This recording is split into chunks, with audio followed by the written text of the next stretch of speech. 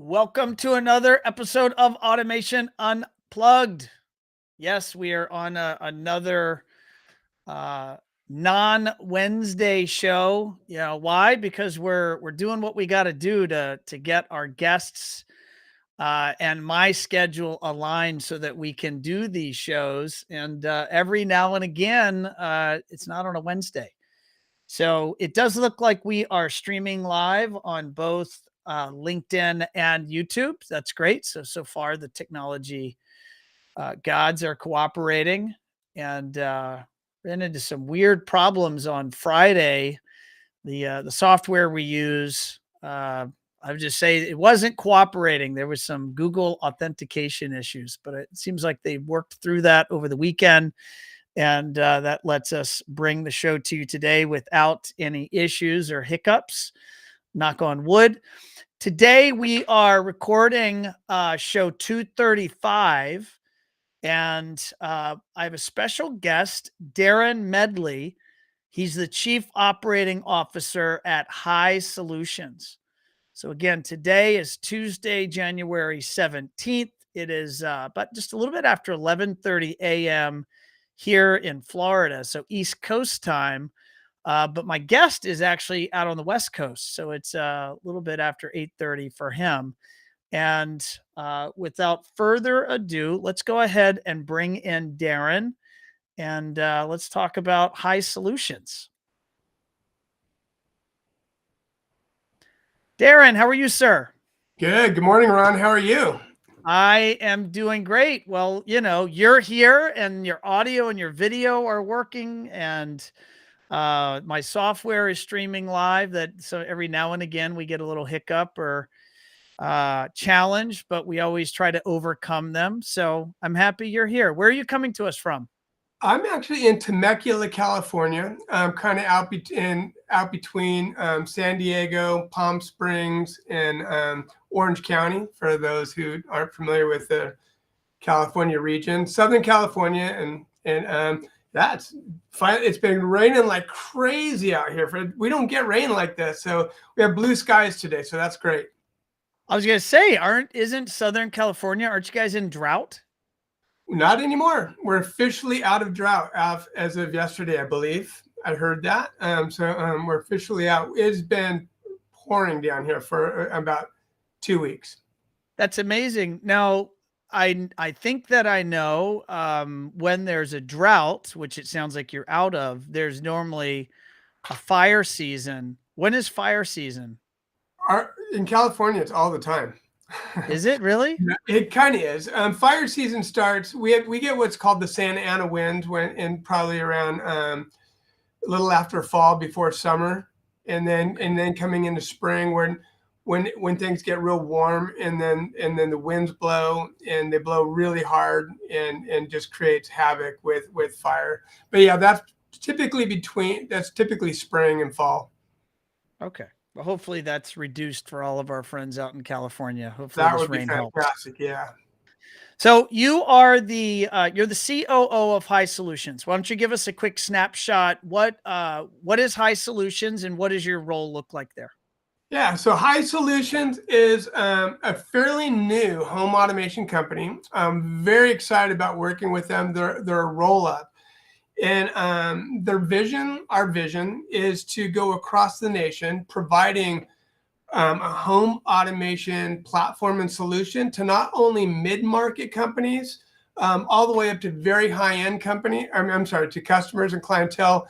But we want to be the first company to be able to go nationwide across the United States, have the ability to work with production builders, to get out to people that are in need of a nationwide home automation company. We don't want to put our flag solely in a control system, but we're not anti-control system.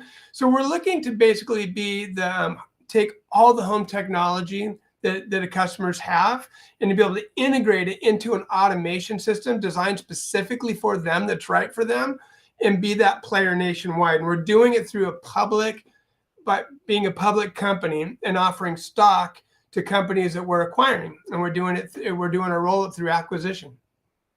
Got it. And how many how many companies at the moment have rolled up, or how many locations are you operating in? Right now, we're operating in Southern California, which was a company that High Solutions acquired, which was mine and my brother Damien, called Unify Smart Home. And then we've also acquired Media Design Associates in Florida, which is Michael Wall's company, and they're a very well-known high-end boutique company in Boca Raton and Fort Lauderdale. And then we acquired Ben Marlowe's company in Philadelphia, where our corporate office is located, and his company is called Booyah. So we've taken the three companies, and we stopped for a minute to take those three companies and create the prototype of who we are, working with you, which has been fabulous, of who we are, what we do, our brand story, and really honing in on exactly what we want to do, and then figuring out a way to replicate it completely so that we can scale it, because we know, and we'll talk about, I think, in the future, Michael Gerber says, if you can replicate it once, you can replicate it, in which, my consultant, my business development guru, Michael Gerber, said, if you can replicate it once,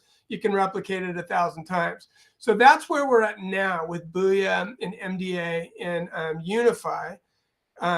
Identifying how do we take what we're doing, take the different companies and the different offerings, because we all offer a little bit of a different product or a different experience, and how do we replicate it? And it's been so much fun working with Michael and Ben and Damien and along with our corporate staff, with John Ford, Michael Newell, and JP to create that. And it's just been a blast.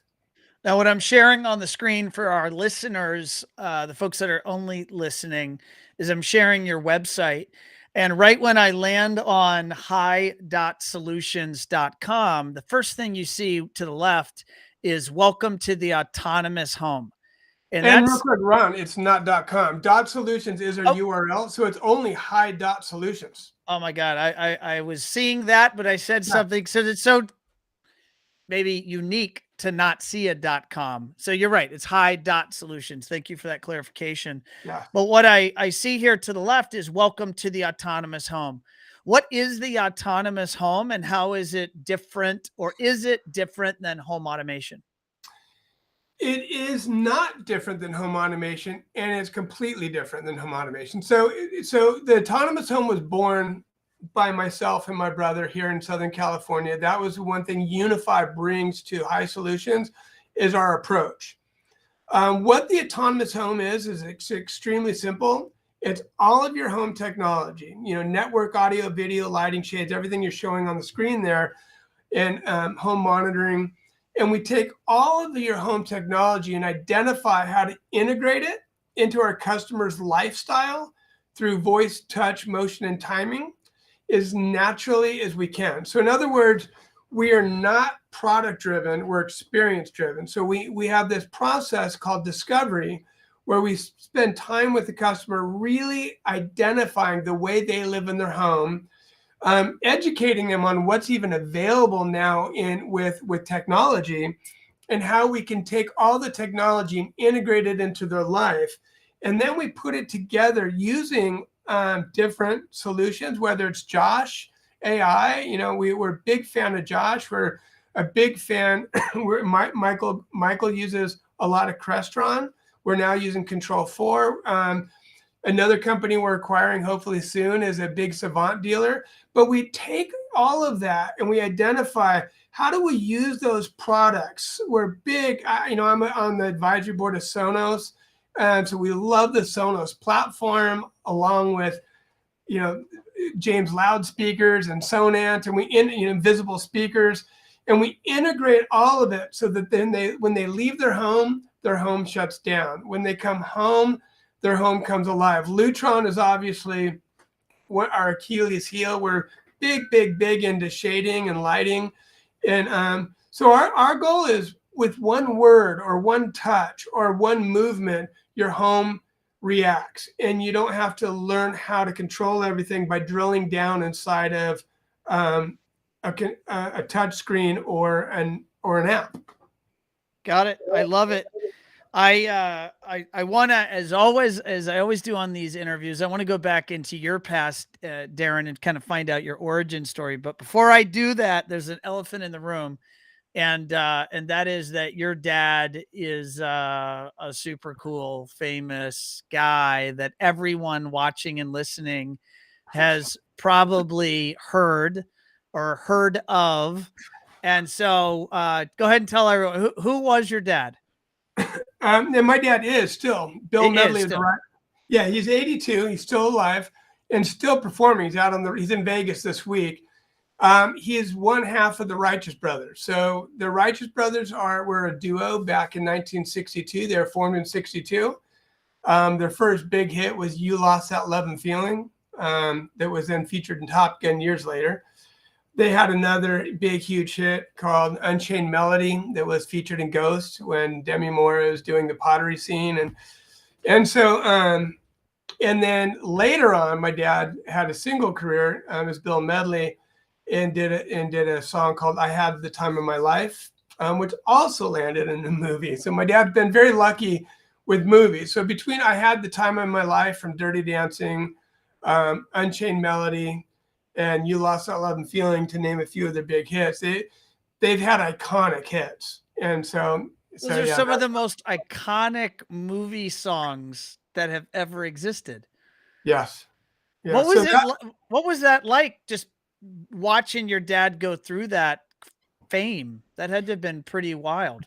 Well, when you grow up in it, you're born into it. It's just all you know. So it's not. It's it's funny. My dad's keyboard player is Lee Farrell, and the last name Farrell. Well, Will Farrell is his son. So I grew up with Will. So Will and I grew up together. And when you know someone in the secular world or whatever you want to, and he's just Will, he's just my buddy Will. All of a sudden I hear he's auditioning for Saturday Night Live. I'm like, wow, I can't. And then he makes it, and then he becomes huge. And now that's bizarre to watch somebody transform from being this guy, just your buddy, to a huge star is very weird. With my dad, you're born into it. There's no transition. It's just who he is. And so it's very normal. And he was a very normal dad, really good dad, really raised me well and had great values and morals. And my mom passed away, by the way, when I was 10. So he raised me most of my life. So what was unique about my dad is that, wow, he has a really cool job. I mean, when we go to work, I get to go to these great places where he's treated very, very well. And when we come home, we live very normal. I mean, we watch football on Sundays. We hang out with his friends. All of his friends are his high school and college friends, even this weekend, watching football, watching the playoffs with his high school friends and his, so it's very normal. And then you go to work and limousines are picking you up and they're taking you backstage and all the people that are coming to see the shows are like, holy mackerel, it's all these famous people. And that is fun. And then when you're going to Hollywood parties with him, which he went to very, very little, but on occasion, I remember going to Kenny Rogers' housewarming party, and he bought this big house up in Beverly Hills. And I mean, everybody, it was when Kenny was at the height of his fame, and to be there and to be walking around talking, and everybody you're talking to, hey, there's Dustin Hoffman. Hey, there's, it's everybody. That was cool. So that's the neatest thing about having Bill Medley as a dad, or the most different thing about what he did is he just had really cool friends and a really cool job. You mentioned you got to meet Elvis. Tell us about meeting Elvis. Yeah, my dad was very good friends with Elvis, I believe. And my dad, my dad wrote a book, and Elvis was a big part of that book. And Priscilla has contacted my dad a lot because my dad and Elvis were very good friends. And Elvis's guys, if you just saw the movie, they kind of kept him very much away from reality, a lot for their own gain, but right. But my dad was one of those guys that got to know Elvis when they were both in Vegas a lot. And so Elvis, I believe, said he had 5 really good friends outside, and my dad was listed as one of them. So that was pretty neat. My dad was doing a show called Shindig, back in the 60s, which was one of those 60 American kind of rock and roll shows. And every night they would go on, they would say, hey, we want you guys to do this song called Little Aunt Loopy Lou. And he's like, my dad's like, why are we doing this every single time we go on? We have all these other songs, and but every time we want you to do Loop. And I found out later that Elvis would call and say, hey, have him do Loopy Lou. I want to. So that became a joke later. It's like, oh, you're the reason we had to do Loopy Lou, because he would call the producer and say, want the boys to do Loopy Lou. Oh, wow. So my dad was really close to Elvis. So when Elvis came back and was back at the Hilton, you just saw if you saw the movie, it's very real, Elvis's life. And so my dad said, hey, I really want Darrin to meet him and spend some time with him. So we went to Vegas for a week, and I was able to be on the side of the stage and watch him, when he was in his black leather outfit and coming off, vamping on the side and coming off and spending time sitting with him. I just sit and watch him and my dad talk in the dressing room. And then we did a couple dinners, or lunches, through the week. We spent a week with him at the Hilton Hotel. And it was pretty special, because I think he passed away about within that year. Holy cow. Yeah, watching the movie. So my mom and dad actually saw Elvis in Vegas in those last years when he was performing. And I had heard of that story and those stories, that lore of how important and meaningful it was to my mom and dad watching Elvis perform in Vegas. And then to watch that show, I just watched it a couple of weeks ago, the Baz Luhrmann version of the Elvis story. And I did not realize kind of how it feels like, or at least the story there was manipulated. He was there in his last years of life. And maybe in some ways torn between being super happy and satisfied in front of the crowd, but at the same time, heavily on, drugs and alcohol. It was pretty crazy. It's very sad. It was very sad for my dad, because it really was. He loved what he did. He loved performing, but he was kind of trapped. Yeah. At least that's my dad's. That was your dad's observations, and yeah. That's super fascinating. One other character, and maybe you'll tell this story in the kind of your origin story, but something I know that you've spent a lot of time with, is a gentleman named Michael Gerber. And I'm just going to share in my entrepreneurial journey here. I started One Firefly. I'm putting the book up on the screen. I remember when I started this business in 2007, somebody in my life, one of the first books they recommended to me was this book called The E-Myth. E-Myth, for those listeners, stands for the entrepreneurial myth. And I thought it was such a weird name of a book, The E-Myth. What is that? And then I read it. And it easily is one of the most recommended books that I've recommended out to others when they're trying to learn how to frankly run a better business and maybe observe what they are doing right and what they could improve upon.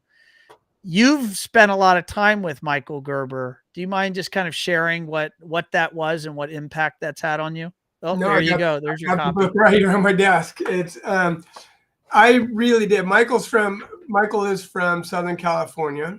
And so I started working with a consulting firm when I started a business called Medley Communications.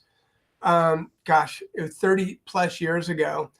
And I should know the year I started, but I went to the University of Redlands, studied business development. Was actually studying to be a speech pathologist. I majored in speech pathology, minored in business administration. I thought I wanted to run a business, but didn't know what it was.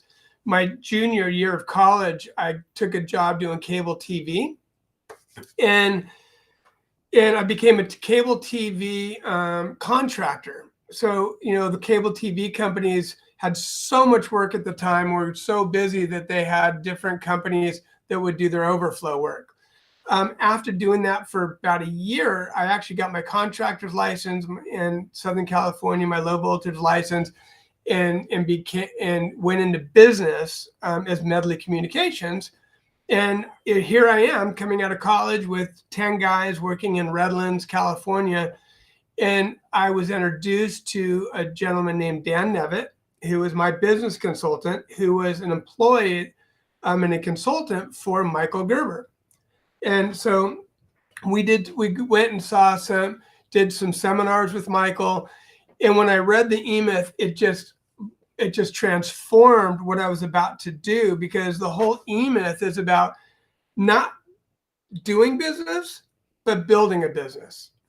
How do you build so your product is not what you think your product is. Your product is the business. So we are doing cable TV. We are a cable contractor, but your product, you want to think of your business as the product, and building processes and developing systems for how that business operates. And Michael's whole goal is to be able to sell your business and to build a business that you can sell. And the entrepreneurial myth is everybody thinks they're an entrepreneur. But Michael says most people are technicians having an entrepreneurial seizure. That's why it's the entrepreneurial myth. Businesses fail radically in our country because they're started for the wrong reason. They're started to get rid of the boss. They're started by technicians who don't want a boss, so they're going to do it themselves, and they build a business where they enslave themselves to that business. If they go away, the business goes away. And what I love about what you've done, Ron, and what we're doing at High Solutions is we're building a business that will sustain without. So all the people that we're acquiring, with Michael Wall, myself, Damien, Ben, eventually they're, hopefully they sold their business, they're going to want to retire. Well, we want to be able to set their business up to be able to run without them. And you can't do that when you're people dependent. So that was the whole thing about the entrepreneurial myth and Michael Gerber. Then I got to know Michael. He was a sax player in Orange County as a kid. So he would tell me all these stories about, oh my gosh, I used to play at this club and I used to go see your dad. So that was our connection. He was very touched that one of Bill Medley's kids was really following him.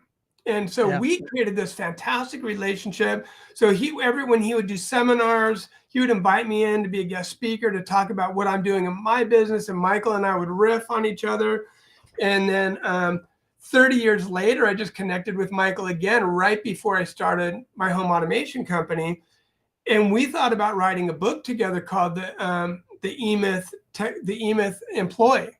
And it was my idea, and I contacted him and we worked through it. I called my old consultant, Dan, and we went down and met, and I rekindled my relationship with Michael. As a matter of fact, he gave me a bunch of his original books that he wrote, and it just some really cool stuff. He just said, I just want you to have this so that's been kind of a neat story for me. And that's how I ended up with High Solutions, is because I have a really, really profound very unique relationship to process and building business. What do you think happens when, as a business owner and operator, you think of working on building a business that can operate without you versus you having a job within the business? And I know you used the word technician. That's from the book. That doesn't mean necessarily a technician. No, it means an employee. It means an employee. It means you could have, you could be the salesperson. You could be the project manager. I'm speaking terms from the integrator space. You could have any job function within the business. And the question is, are you in fact doing that job in a people dependent role where you're necessary to perform that function? Or are you building a business that can perform that function and you aren't a necessary cog in that? And that's fantastically hard, but that pivot or change can only happen if you become aware. I don't know. Do you have that perspective? Totally. It's called a paradigm shift. And I love creating paradigm shifts, because I don't like educating and training people. I like creating paradigm shifts. And the paradigm shift is, so for example, you and I were just at ASION together, and Richard was talking a lot about process and how important process is. And you can educate people on process. But what Michael has been able to do with the eMyth is create a paradigm shift where your whole reality change. You're looking at the same thing, but the reality shifts. And so, yeah, so to take a manager, and in the eMyth, especially, there's another book called the eMyth Manager, and it really distinguishes the technician, the manager, and the entrepreneur. Entrepreneur is the visionary. The manager is the guy trying to get it all done, trying to create the structure, and the technician's like, the work is the most important thing. The work, the entrepreneur is the vision's the most important thing. The manager is the structuring of it is the most important thing. And the worker is like, boy, if everybody thought like me, we'd get so much more done. And so when you take a technician, how do you take a technician, especially with what High is about to do, which is hopefully to have, a couple hundred integrators nationwide and managers and regional vice presidents and area managers? How do you scale that? How do you create a unified vision? And the way you do it is by shifting the paradigm. So you're 100% right to have that technician and manager understand why business development, why building a business is critical, why a process is critical to be able to scale. And when you, especially with High, because we're a public company and everybody in the company has stock. So to have that stock value go up, we've got to be able to scale it. In order to be able to scale it, we got to build a business that we can sell, or replicate. So so the training that we do at High Solutions, and so we have we have a triangle, and one, you already talked about, the autonomous home, and then the second part of that triangle is process, and the third is culture, and we call that the highway. So the highway, or the highway, is our differentiator, and process is one of those legs. And it is all about a paradigm shift. When a manager realizes the frustrations he's having can be eliminated by identifying what the frustration is, and then creating, sorry about my gardener, of course. We knew something would happen on the call, right? Yeah, of course. That should only be short-lived. So when a frustration happens, and Michael Gerber calls it the key frustration process, most processes are built out of a frustration that people think it's his fault. Man, if I could only get rid of that guy, or if he could do it differently.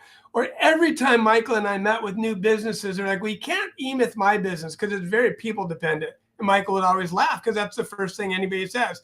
Oh, this makes so much sense. But in my business, it's very much about me and what I do. And it's hard for people to have that paradigm shift that any business can be built into process. So the key frustration process that Michael would roll out is identifying a process that's people related, that we're seeing as a person problem. He's not doing this, or they're not doing this, and shifting it to a process solution that could be then replicated. And there's a whole process for that called the key frustration process. So that's the paradigm shift. It's not teaching people how to do processes.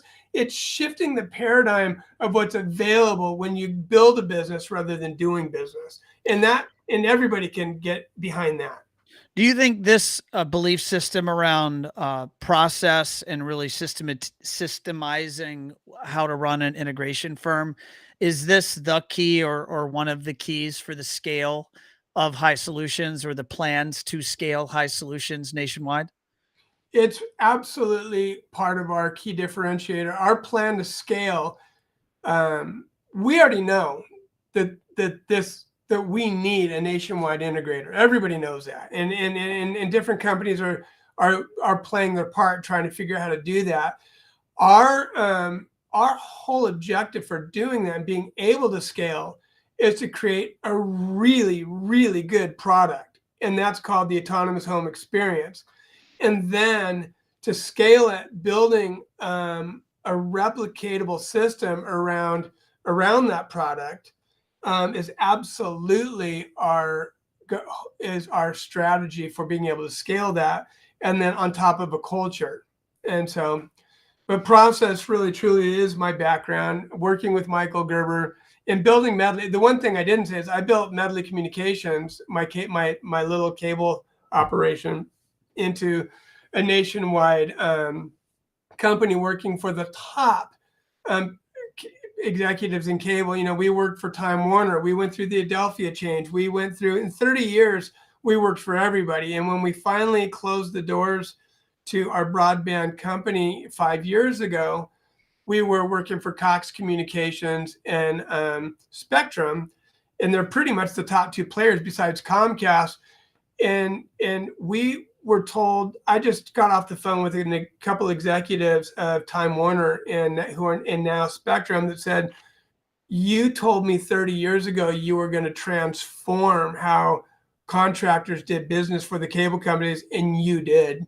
You set the standard nationwide for how every cable company works and integrates with their contractors, and we did. So we set the industry standard by creating processes and systems we could replicate. And at our height, we were at about 300 employees, 15 different offices, all the way from Clearwater, Florida, to Maryland, to Las Vegas, to California, to Oklahoma. So I already have a lot of history at being able to run regional offices systematically. I know it works. And so, yeah, that's the answer to your question is yes, our process-driven approach is one of the main pillars to what we believe is going to allow us to replicate. And when a new integrator puts their faith in us and joins our company, it's like, what's going to be different with you guys? And we want to say, hey, we've got a phenomenal team, leadership team who's done this, who they've built businesses. Our chairman, Michael Moe, and our CEO, John Parker, JP, they've built a lot of businesses and they've done this. And John Ford, who's our chief strategy officer, has worked for top companies in sales. So they know how to do it and I know how to replicate it. So I think it's a really, really good, I think we really have a good strategy for success. You just mentioned some folks I'm sharing on the screen now from your website. Michael Moe, executive chairman, John Parker. Now, those two fellas, they're not from the integration space, right? They come from a different world. That was very unique because when I met with Mike Moe and he sat me down and he talked about his background, you know, with Merrill Lynch and what he's done and being in building and selling businesses. Yeah, they come from a background of how to build business, how to do acquisitions, how to create a public company. So they do not come from the integration business, and they put a lot of faith in Michael Wall, myself, and Ben Marlowe, and then along with John Ford and Michael Newell to strategize. We've built something from scratch, which is really beautiful because we're not just adopting someone's philosophy. We've built a whole new philosophy about how to approach this industry. I wouldn't have joined a company that had an integration background if that's all they had. Now, if they built businesses and bought and sold businesses for years, yeah. But I don't want to partner with a company that's never bought and sold a business. Yeah, I want someone that knows how to do it. I agree. And we went over a bit of your background here. I'm just sharing some of the other senior leadership. Is there anything else, Darrin, from your background that you want to share? Kind of just, you know, interesting, maybe details that led to you ultimately moving into the COO role with High Solutions? I'll tell you one thing that's just kind of fun. I just happened to look up when you were talking about my dad.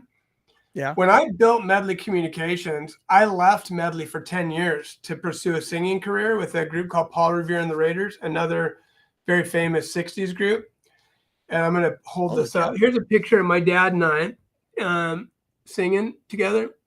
Oh, wow. And I was able to go spend that time with my dad and pursue something, a music career, because I was a drummer forever. And but what allowed me to go do that was this. I was able to leave. I was able to delegate my business to my brother Damien and my team. And so I just, you know, that's exciting that you can actually sell your business if we can help you replicate it. So the last thing for me is I started Unify. I closed the cable operation down because it just became non-profitable. With all the streaming and everything, in all the technology, it's getting harder and harder and harder for the cable companies. Back in the day, they dominated. They were a monopoly, right? Yeah. And The now world changed though, right? the world changed on them, and the cable got cut. And we, as the contracting company, felt it more than anybody because they kept reducing our pay and reducing our pay and reducing our pay and expecting more and more and more and more, because the pressure was so on them to perform, because they couldn't afford to lose headcount. They couldn't afford to have the cable cut. So they relied on every single technician that was on that customer's property to deliver a really high, they had really high expectations, which was great. That's what taught me how to be good at what I do. But we got to the point where it just wasn't lucrative and profitable. And because I loved my business, I drove it into the ground instead of selling it 10 years ago. I was able to sell it. I sold my last of the operations to a really great company in Arizona called End to End, and they're fantastic. And they took over the last of what we were doing. And I kind of rode off into the sunset with my top 10 guys. And we said, what do you want to do? And started working with Lutron and Sonos. Said, man, this is really cool. And so we went to work on how do we build an automation system without a control system. Because everybody we heard is, oh, don't do that. They don't work. They break down. I want to kill my AV guy. So we're like, what if we could do this? What if we could take everything we learned in the cable industry and build something so unique, something that worked, something that was easy, all the new technology coming out, instead of being afraid of it, embracing it. And I'm going to tell you a quick story. I remember going to CEDIA, in San Diego. I think it was 7 years ago, the last time they were in San Diego, right before they went to Denver. And I remember going to that CEDIA. My brother and I were standing on the corner, and someone said, "What's Unify?" I said, we're a local company. They said, "Well, what control system do you use?" And my brother and I looked at each other like, I don't even know what you mean. I mean, we use Alexa, we use Apple HomeKit. And I remember people just looking at me like, you're not a real pro. You don't even belong here. You're not a pro. That's do-it-yourself stuff. And it was confronting. It was like, wow, do we need to rethink what we're doing? Should we jump up real quick into Control 4? Should we change our philosophy? And we said, no, let's dive in. So years later, fast forward 2 years, and we're killing it. We've got our relationships with Sonance, and we figured out how to integrate this stuff, and we took the time to figure it out and embrace Lutron and how it integrates with Sonos and how we can utilize things like Apple HomeKit and even the dreaded word Alexa, and so here I am at a shades training for Lutron, and I do a lot of shade sales. I mean, I sell shades to everybody because it integrates into their autonomous home experience. I don't sell shades. I sell the autonomous home. Yeah. And they're like, yeah, when you say this, imagine your lighting happens and the shades happen. So I'm at this training, and I'm at a table with all these top integrators, and they're talking about programming. I program for this, and I program this, and how do you program, and talking about all, and I'm silent. I'm just eating. And they look at me and they say, what do you do?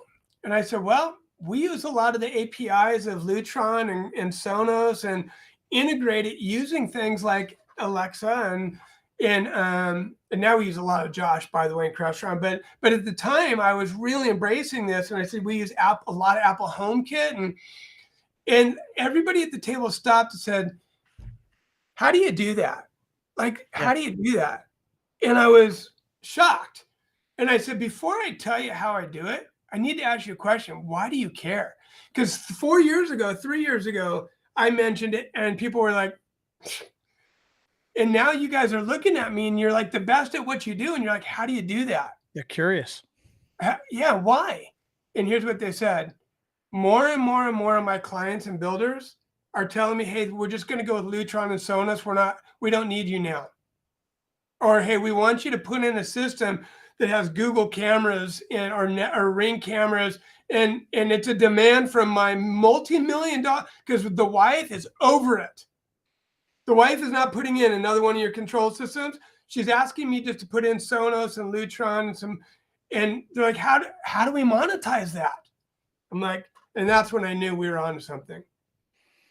That's when I knew we were onto something. All right, you have to go deeper. Apple HomeKit. What's an example of an autonomous function or automation interaction a consumer would have in a typical project you would deploy? So cool you say that. So inside of the process, we've created 10 routines, standard routines, all the way from good morning to let's cook to movie time. So those are the routines. And then we do 3 HomeKit scenes, which are leaving the house during the day, leaving the house at night, and coming home at night. And the beautiful thing about HomeKit is if you're a Lutron user, and most of my customers are, and if you're an iPhone user. So if you happen to be both of those, an iPhone user or getting some Lutron products with an iPhone, we absolutely go into the processor, and we scan the HomeKit label, bring everything into HomeKit. So immediately, all of our customers, whether they have Crestron or not, or no matter what system they have, I add this on as an add-on. So here they have all their rooms. So you're controlling your Lutron. I sorry, I'm asking dumb questions. No, good. So you're scanning something that's bringing all of your Lutron devices into the HomeKit environment? All the way from Caseta to HomeWorks is a HomeKit label on the processor or the bridge. You literally just scan it, and all of the programming you did in Lutron comes right into your Apple phone. And you just you a moment ago, now I may be jumping ahead here, but the way I saw you reaching for your phone and you're saying if you're an iPhone user and you're doing this, I'm betting that you now can, your phone knows proximity if you're getting close to your house or you're at home. There you go. Now things are happening because you have your phone on you.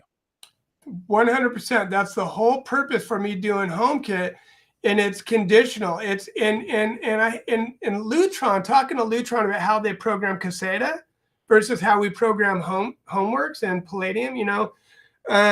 So with with HomeWorks, everyone's like, gosh, it's so much better because there's all the conditional programming that has that Caseta doesn't. The minute I bring it into HomeKit, I can do Apple, who's phenomenal, has phenomenal conditional programming in HomeKit. First to leave, last to leave, first home. What if when my daughter leaves the house by her phone, I've programmed in my HomeKit, when her phone leaves, her shades close in her bedroom, her lights go off. And so my daughter's room shuts down when she leaves. And that's something my daughter can go into her Apple HomeKit and make the changes. When I come home, I want my lights on. I want my fan on. So it's not only, like you said, proximity and conditional. I now can tell my customer that, and this is a pro and con. Some people are like, I want them to call me and I want to be able to make $150, $200 to make a change to the AC unit or to a lighting scene. You're saying an integrator may have that position that they want to get called for every little this and that. And it is, because some integrators see that as a revenue generator, like, okay, the ongoing changing of scenes and routines. The customer's reliance on them for any change. And that's not wrong. That's just one point of view. What we loved at Unify and now High Solutions is the customer can make those changes easily. It's funny, I did a Control 4, and I got to be careful because I don't ever want to alienate anybody when I'm having these conversations. Because one thing I I mean, know about I it, know your projects and your guys are installing Crestron systems, Savant of course, systems, and Control we 4 believe in them systems, and we love them. And Apple, system. You're doing this whole spectrum across the country, across all your locations. yeah, and I did a Control 4 job for a customer that she moved into a home in Newport Beach. It was already had Control 4 lighting all throughout, and the first thing we had to do is get her on the app. And this was a long time ago, and it was like, okay, that's going to be a charge, and it's going to be a monthly charge for her to have the Control 4. And I was like, okay, there's the first downside. Next downside is she's like, when at night I want my patio lights to be not as bright. I had to call the integrator that I was working with Control 4 and say, can you go in and remotely make this change? And she had to get billed. And it was like, oh my gosh, if we had done this in Lutron, all that would have come into HomeKit. I met with Lutron yesterday on an R&D project.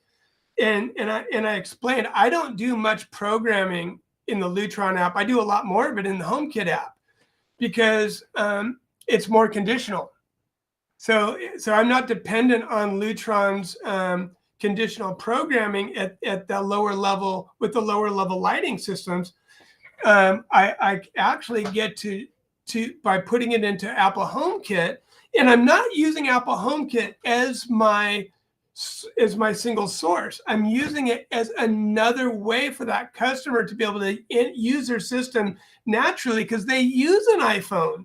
They have an iPhone. They do everything with their iPhone. So to be able to control their phone with Siri, because here's the other thing: the minute we bring HomeKit, minute we bring all of their devices into HomeKit, they can voice control it with Siri. So they immediately get Siri control. I can say, I won't say the name, turn on, my routine and build the routines. And then when I leave, it automatically turns off. When I come home, it automatically turns on. To give you an example, yesterday, I don't even want to, here's a glitch that I was a customer called my brother and said, fix this. What do I do? My wife left with the girls last night. First time, and I've had this in my home for 7 years. She left, and next thing I know, I'm sitting in the dark because the minute she drove a quarter mile away, all my lights went off. I had gotten a new iPhone, and I was using my iPad as my location, and my iPad was in her car. So Oh, wow. So the what is house going on? thought that he was gone, and meanwhile, he was left with a dark house. Yeah, so the way we programmed it is all the devices that trigger it. So what I got to see is how great it works. All of a sudden I'm sitting there, all of a sudden my shades are going down, my lights are going off. I'm like, well, this works, but why? Now I'm in the dark. But why? Curious, can Apple HomeKit, you said Sonos, can it with that base proximity concept with your phone, can it turn your music on certain zones or onto some channel? Can it do all that through HomeKit? It can, because Sonos integrates with Lutron. And so that's my go-to. So the minute I build I build scenes. We're not trying to control devices. We're trying to control your life. So by interviewing you in our consultative approach, I want to know what happens when you leave. I want to know what happens when you watch a movie. I want to know what happens when you entertain. And then we build that and build the music in. And even in my meeting with Sonos yesterday, I said, I'm not so interested in saying, turn this on, turn that off, turn this light on, that's what anybody can do that. But to build it so that things happen. So yes, so I have a scene that when I leave, it runs my Lutron scene. And in Lutron, it turns off all my Sonos. Now, Sonos does integrate with HomeKit, but through AirPlay. It's not a direct API. It's all done through AirPlay, so there's some downside to that. Hence why we're not relying totally on HomeKit as our controller. HomeKit for us is one more tool to be able to build your home to do what you want to do naturally. And you talk to Siri naturally already. You're already using your iPhone. So there's nothing more natural than using HomeKit. It's just one of our triggers. It's not the system. We're not building a HomeKit home. We're using it as a product or a tool to trigger your house naturally.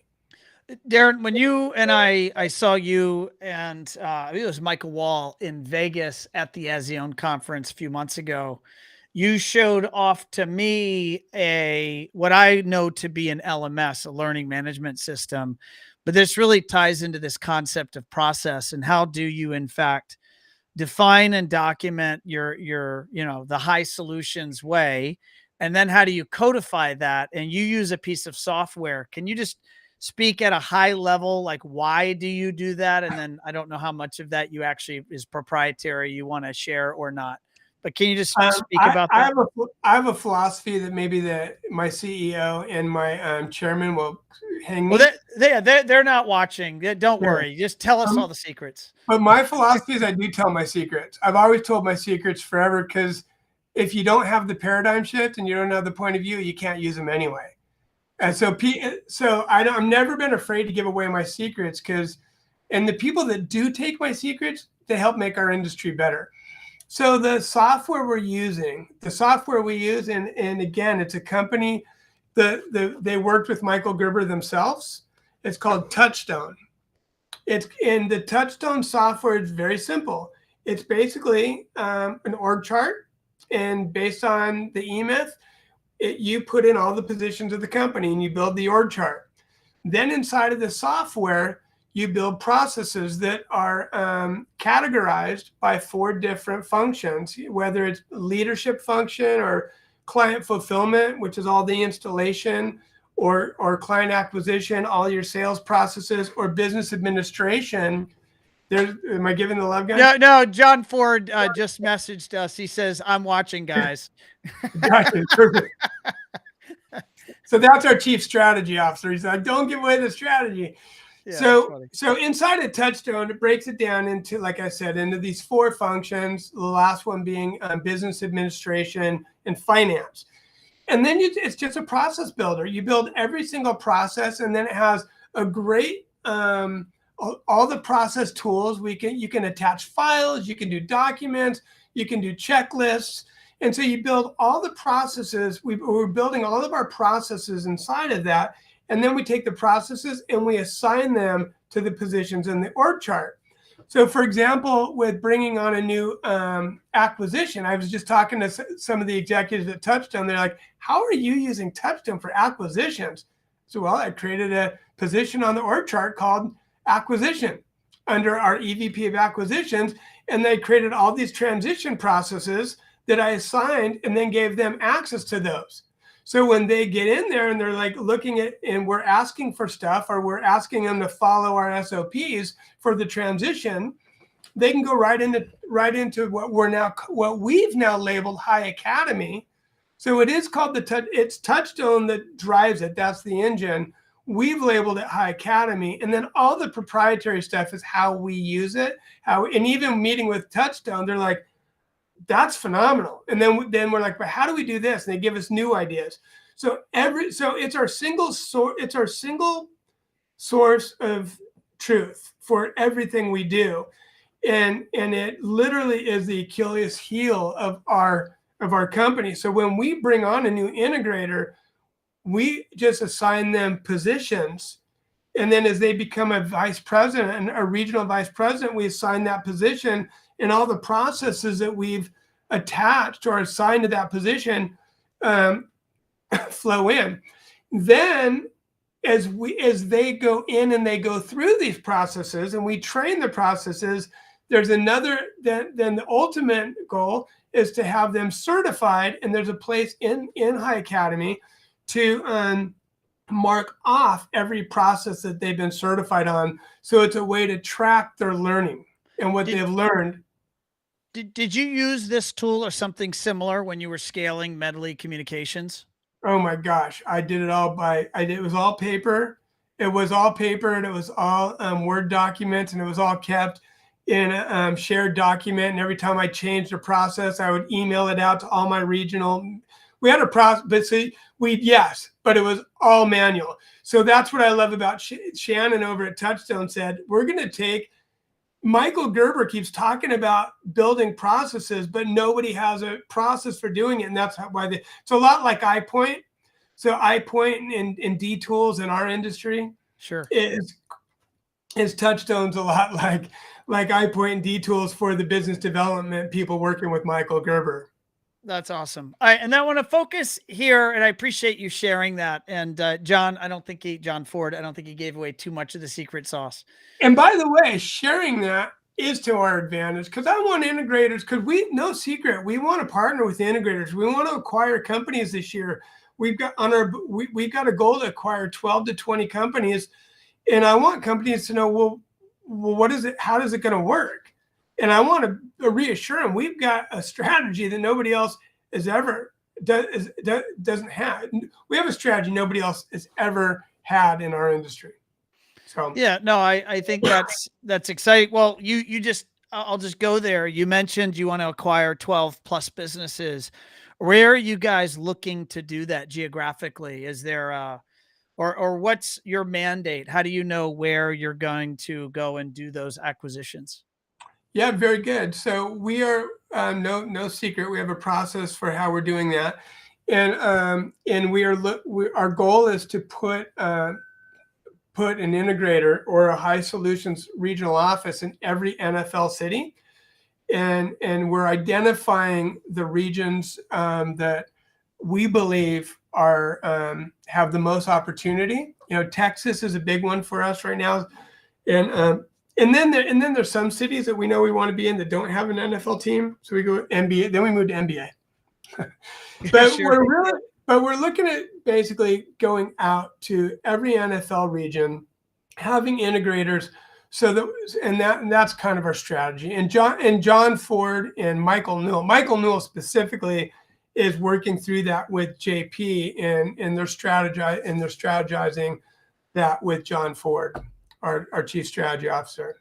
Got it. Any big acquisitions that you can announce here while we're live, or is the world just going to have to wait to hear what's I coming? think the world's going to have to wait because I'd be scared but we do. We have 2 to 3 that are they're very excited. I've got one company in New York that we're so close with, and we're just literally crossing our T's and dotting our I's. But he calls me all the time when we jump into High Academy and we're looking at the autonomous home, and he's like, he goes, I love what I do, but I want to be a part of something bigger. I want to be part of something bigger, and I've taken this as far as I can. So we're having a lot of fun. So yeah, you can look. I think maybe Salt Lake City. You can look for us soon. New York. You can look for us soon. We're big time looking at Chicago right now and talking to some integrators out there. But yeah, this year, hopefully soon, we'll be going to 4 and 5. And again, we're not yet in a position where we're like, let's just bring on because we're still quantifying and testing the replication of what we've done in the 3 markets. This will be the first, because I'm the 3rd company to come on and build this. So when we bring on the 4th, it will be the first company that we're bringing in to integrate into our process, because I built it with Michael and Ben and myself. So this will be the first one can we take what we built and how do we roll it out and transition it? And I've been ruthless with my Michael Newell, who's phenomenal, and he's our executive vice president of acquisitions.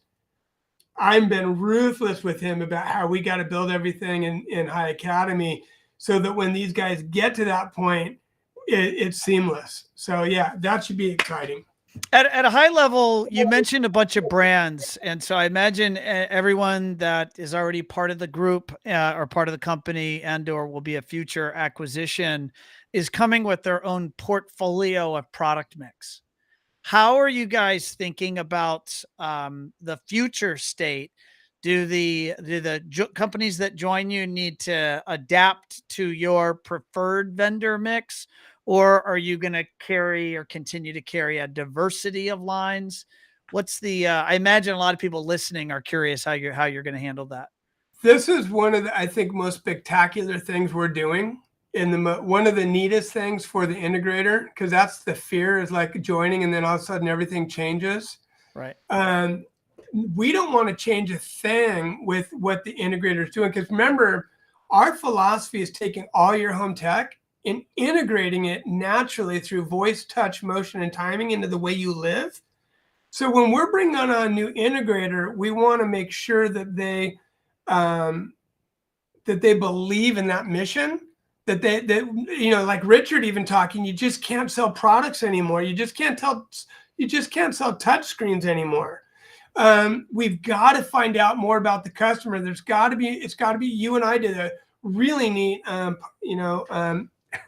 breakfast with Lutron and talked about product versus experience. So the answer, like when I'm talking, there you go. I just shared a picture for our listeners. This is Darrin animated here, shaking his hands or waving his hands and talking to the audience. There's a big audience, by the way. There was a lot of people in the room at that event. I was so focused on you and Rhett and what we were talking about, I didn't even realize there was that many people. It was fun. It was a lot of fun. There's the lump guns. I see the picture of the lump guns out. I do that a lot. Your brother pointed that out. You're like, yeah, he always does it whenever he's talking. I didn't even know that until he said that, and then now I'm self-conscious. But the neat thing is, so if what we're doing is taking the way you live and using technology to integrate it into your lifestyle, I don't care if it's Crestron, I don't care if it's Savant, I don't care if it's HomeKit. We are what you call product agnostic, and that doesn't mean we don't care, but it means it's not about the product; it's about the experience. So if you're good at what you do, and you're using like the company we're bringing on in New York, they're a Savant dealer, and none of us are using Savant right now in the 3 markets we have. I'm excited about the Savant opportunity and learning more, because if we can get with him and say, okay, how do you use Savant to really naturally and organically work into that customer's lifestyle? Now, if they said, no, they've got to use it for everything, and if they want to use Sonos, they got to go into the Savant app and they got to drill down. Yeah, that we figured that out early on in our what we call we have a whole phase where we get to know you and understand our culture and our brand versus theirs. And if they are absolutely, we are going to put a Crestron system in, and everything has to be inside the Crestron system and nothing can be outside of it, and that's it, probably not a match, because we want it to integrate into their life naturally, organically, easily. And that will include hopefully it will include all the products you're using. And if it doesn't, and we got better products, hopefully you're smart enough to go, wow, this works better and this makes the customer happier, and more people will buy it. If more people will buy it because it's easier and works better and it integrates into their life naturally, and that's what I found at that Lutron table when people said, how do you do that? Because I got to know how to do that and how to monetize it, because all my clients are asking for it now, and I don't know what to tell them. I keep telling them, no, that stuff's do it yourself. And they're adamant, no, we want Lutron, Sonos. We do want Crestron Control 4 for our home theaters, but I don't want to control my house anymore through a remote. That's archaic. And that's where Josh AI is phenomenal. With Josh, with their home intelligence platform, is making it really easy to take really high-end stuff and integrate it into their life. And I think Josh is on fire for they're on the same page, and we're doing a lot of talking with Josh about how do we work together with companies like Sonos and Lutron and Josh and Hi and create something everybody can have, and figuring out how to price it. Darrin, it's been a lot of fun for myself and my team working with you and your leadership team. There's lots of different projects and initiatives that are actively underway. And your website actually is approaching completion. I know that's been underway for a while. One of the biggest accomplishments we've have is taking what we do and who we are, all this vision that John and JP and Michael Newell and I have, and putting it into print and putting it into a format that says who we are. I will tell you what, I believe in, obviously, I believe in what I believe in. I believe in Michael Gerber. I believe in the E-Myth, and I believe in One Firefly. You guys have been absolutely phenomenal. You're taking our vision from a vision to being able to communicate it and being on paper. It's One Firefly has been phenomenal, Ron, and you've been fantastic to work with, and your team has been fantastic to work with. It's been nothing but an absolute pleasure, and we're very excited about our relationship moving forward too. Well, I appreciate that, and likewise, I'm glowing. My cheeks are turning pink with happiness. I appreciate that. How can the folks that are listening or watching, how can they get in touch with you, Darrin? Where would you send them? Email, phone, website, any social handles? What would you Send them recommend? directly to High Dot Solutions and to our website. On our website, there's about 4 or 5 different ways to get in touch with any of us. But for sure, email info at High Dot Solutions is great.